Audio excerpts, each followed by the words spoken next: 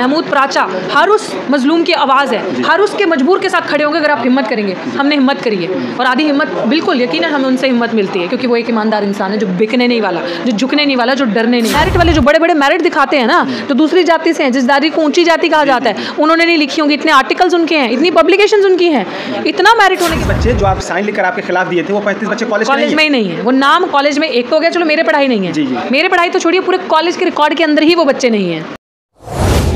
Ma'am सबसे पहले तो आपका बहुत शुक्रिया। मामला पूरा क्या है, आपको क्यों निकाला गया? मामला ये जाति कभी जाति है, आपको यहीं से समझ में आ जाएगा जी।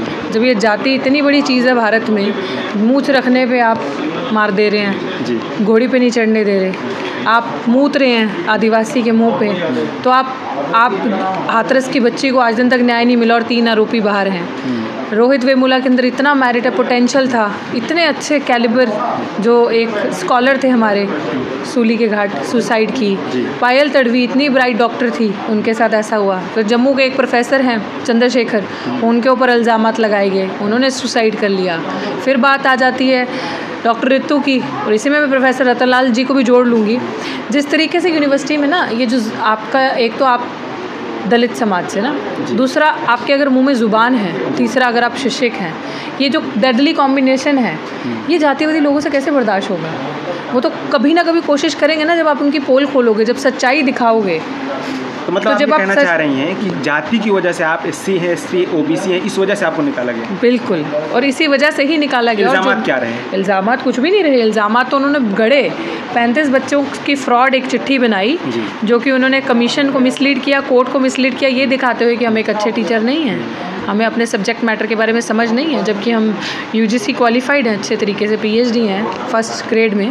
तो आप एक ऐसी टीचर को जो कि एक अच्छी, मैं ज़्यादा नहीं बोलूँगी अपने बारे में, लेकिन मैं जो विषय को समझ रखती हूँ, जो मैं हूँ, वो आप सोशल मीडिया पर देखते हैं। जी बिल्कुल, कि तर्क कैसे किया जाता है और बात का जवाब कैसे किया जाता है, और क्रिटिसिज्म अगर दुनिया करती है कैसे लिया जाता है, और जितनी भी बुद्धि है, क्योंकि बाबा साहेब को जिन्होंने पढ़ा है, समझा है, और अगर उनके बच्चे हम हैं, तो हमारे अंदर वाकई में मेरिट भी है जी, हमारे अंदर काबिलियत भी है, कला भी है, हम ऐसे नहीं बोलते, तथ्यों के साथ बोलते हैं। तो ऐसे कॉम्बिनेशन को एक इस तरीके का इंसान जिसकी शुरू से मानसिकता गलत रही हो, जिसने, और वो ये नहीं कि मेरे साथ ही फ्रॉड किया, वो पहले भी फ्रॉड कर चुकी है। क्या नाम है उनका? कौन? सविता रॉय, डॉक्टर सविता रॉय। वो पहले कालिंदी कॉलेज में एक टीचर थी।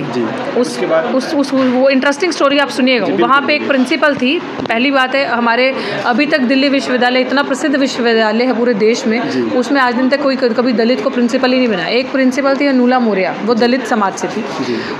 सोचो वो प्रिंसिपल थे और ये वहाँ टीचर थी, और ये इतनी शरारती औरत थी, इतनी जैसे कहते हैं ना मक्कार हरकतों वाली औरत थी। ये वहाँ पे उस प्रिंसिपल को इतना तंग किया उन्होंने कि उन्होंने ढेरों, तो सारे सबूत देखिए, हम जो बात कर रहे हैं सबूतों से कर रहे हैं, वो सारे सबूत हमारे पास मौजूद हैं। उनको इन्होंने इतना तंग किया कि उन्होंने अनेकों चिट्ठियाँ उस टाइम पे प्रशासन को लिखी, वाइस चांसलर को लिखी, रजिस्ट्रार को लिखी दिल्ली विश्वविद्यालय की, कि ये औरत मुझे जीने नहीं देती है, ये औरत फ्रॉड कर रही है, झूठी चिट्ठियाँ बनाती है, यहाँ कॉलेज में गंदा माहौल बनाती है, गुंडागर्दी करती है, बच्चियों को, जो SC ST समाज के लोगों को तंग कर रही है, तो इसको यहाँ से हटाया जाए, मेरी मदद की जाए। प्रिंसिपल कह रही है टीचर के लिए मुझे तंग कर रही है। वही हरकत इन्होंने मेरे साथ करी, क्योंकि इनसे वो प्रिंसिपल अनुला मौर्य जो पोटेंशियल था बर्दाश्त नहीं हुआ, वही हरकत मेरे साथ करी।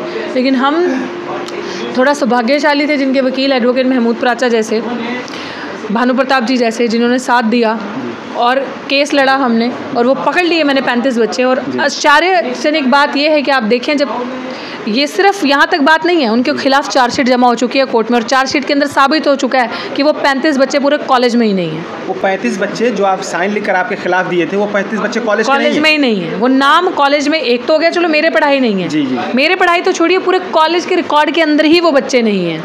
आप बताएं, जिन बच्चों को आप पढ़ा रहे थे, क्या वो आपके साथ नहीं है? बिल्कुल है। वो बच्चों का क्या है यार, बच्चे तो साथ ही होते हैं। पढ़ा रहे थे, बच्चों ने कभी तो कोई कंप्लेन ही नहीं करी। बच्चे तो मेरे से हमेशा बहुत खुश थे। जिस औरत के बारे में बता रहे हो, किस पोस्ट पर हैं? प्रिंसिपल हैं, दिल्ली विश्वविद्यालय का प्रसिद्ध कॉलेज है, दौलत राम कॉलेज, प्रिंसिपल है। किस चीज़ का संरक्षण है उनको? यहाँ पे डॉक्टर रतनलाल की अगर आप बात करें तो उनका प्रमोशन रोक दिया गया, और जब वो पूछते हैं यूनिवर्सिटी से कि मेरा प्रमोशन क्यों नहीं दिया जा रहा, मैं इतनी किताबें उस इंसान ने लिखी हैं, इतनी किताबें किसी मेरिट वाले जो बड़े बड़े मेरिट दिखाते हैं ना, जो दूसरी जाति से हैं, जिस जाति को ऊंची जाति कहा जाता है, उन्होंने नहीं लिखी होंगी, इतने आर्टिकल्स उनके हैं, इतनी पब्लिकेशंस उनकी हैं, इतना मेरिट होने के बावजूद। रतनलाल जी जी जी जी जी, तो वो जानेंगे ही, क्योंकि काम ही ऐसे, बिल्कुल प्रमोशन ही हो रहा है। और यूनिवर्सिटी क्या जवाब देती है जब वो जवाब पूछते हैं कि मेरा प्रमोशन क्यों नहीं किया जा रहा, यूनिवर्सिटी ये जवाब उनको देती है कि आपके केस जो है वो पेंडिंग है, आपके ऊपर FIR है, इसलिए प्रमोशन नहीं दिया जाता। तो सोचिए, एक दलित का प्रमोशन आप रोक देते हैं इसलिए कि केस पेंडिंग है कोर्ट में और FIR है, चार्जशीट जमा नहीं हुई, और एक प्रिंसिपल जिसके अंदर SC ST के अंदर FIR हो चुकी है और चार्जशीट तक जमा हो चुकी है और आरोप सिद्ध साबित हो चुका है, और वो कुर्सी पे है। आप बताएं, गिरफ्तार नहीं हुआ और कुर्सी पे। और इसमें सोचिए, अब हम लड़े नहीं, सड़कों पे नहीं आए, तो हमारे पास क्या बचता है? और फांसी लग जाए, मर जाएं, सुसाइड कर लें, यही है। इसी को कहते हैं इंस्टीट्यूशनल मर्डर, ऐसे करते हैं ये लोग। और इसलिए हम सड़कों पे बैठेंगे 28 तारीख से। अपने समाज को क्या मैसेज देना चाहते हैं? ऐसे बहुत सारे लोगों के साथ अत्याचार होता होगा, आप तो ठीक है, महमूद प्राचा आपके वकील हैं, इस वजह से हाईलाइट बात हो गई, लेकिन ऐसे बहुत सारे संस्थानों में बहुत सारे महिलाओं और मर्दों के साथ ऐसा होता होगा। तो मैं तो उनको यही कहना चाहती हूँ, बाहर निकलो। महमूद प्राचा मेरे वकील हैं, तो ठेका थोड़ी ले रखा है कि मेरे ही रहेंगे। महमूद प्राचा हर उस मजलूम की आवाज़ है, हर उसके मजबूर के साथ खड़े होंगे अगर आप हिम्मत करेंगे। हमने हिम्मत करी है, और आधी हिम्मत बिल्कुल यकीनन हमें उनसे हिम्मत मिलती है, क्योंकि वो एक ईमानदार इंसान है, जो बिकने नहीं वाला, जो झुकने नहीं वाला, जो डरने नहीं वाला। महमूद प्राचा जी, महमूद प्राचा। महमूद प्राचा लोगों को लगता है कि मुसलमान वकील हैं, वो मुसलमान तो ठीक है, जाति से आप समझ लो, धर्म से समझ लो, लेकिन वो सबसे बड़े अम्बेडकरवादी, अम्बेडकर राइट है, जो अम्बेडकर को समझते हैं। और जब अम्बेडकर के पीछे कोई नहीं खड़े थे ना, तो मुसलमान समाज, मुस्लिम समाज उनके पीछे खड़ा था। तो ये उन्हीं मुसलमान समाज की एक कह लो एक वंशज हैं, जो सच्चे अम्बेडकराइट हैं, अम्बेडकरवादी हैं, जो सिर्फ अम्बेडकर, जो दलितों के लिए नहीं, वो जितने मुसलमानों के लिए खड़े होते हैं उतने ही हौसले से अम्बेडकरवादियों के लिए और अम्बेडकर के बच्चों के लिए खड़े हैं, बहुजनों के लिए खड़े हैं। और वो किसी भी जाति धर्म के लोग हैं, जिनको इंसाफ और इन अन्याय के खिलाफ लड़ना है, वो उनके लिए खड़े हैं। आप हिम्मत तो करो, आप हिम्मत होकर डॉक्टर रितु के साथ आके खड़े तो हो। 28 को मेरा हौसला बढ़ाओ, इंसाफ के लिए लड़ो। मैं तो तब तक 28 तारीख 12:30 बजे आर्ट्स फैकल्टी दिल्ली प्रोटेस्ट वहाँ पे होगा, धरना होगा दिन रात, वहाँ पे हम तब तक बैठेंगे जब तक इसको सस्पेंड नहीं कर दिया जाए। दिल्ली विश्वविद्यालय में आर्ट्स फैकल्टी गेट नंबर 4 के बाहर, VC गार्डन के बाहर, नियरेस्ट मेट्रो स्टेशन है विश्वविद्यालय, तब तक बैठेंगे जब तक हमें इंसाफ नहीं मिलता, हमारे साथ जो अन्याय हुआ है उसकी भरपाई नहीं होती, जेल में आप उसको नहीं डालते, आप उसको पोस्ट से दरख्वास्त नहीं करते, तब तक हम वहाँ बैठे रहेंगे।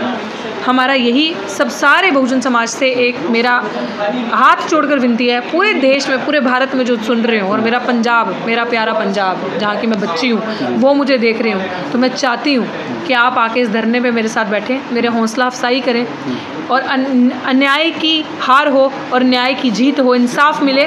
जो भी देख रहे हैं वो इस मोर्चे में इस ज़रूर पहुँचे, और मुझे उम्मीद है कि मेरा बहुजन समाज आएगा। उम्मीद है आपको? बिल्कुल उम्मीद। जो सारे संगठन हैं, जो लीडर्स हैं, वो सब आएंगे? बिल्कुल। जो नहीं आएंगे वो अपनी गद्दारी का अपना वो दिखा देंगे अपना एक हमें तमाशा, और हमें पता चल जाएगा कि आप सिर्फ 13वीं पे और भोगों पे ही नहीं आते, आप जब जीते जी आपसे गुहार लगाई जा रही है मदद की, तो आप उस पर भी आते हैं। चलिए, बहुत शुक्रिया मैम।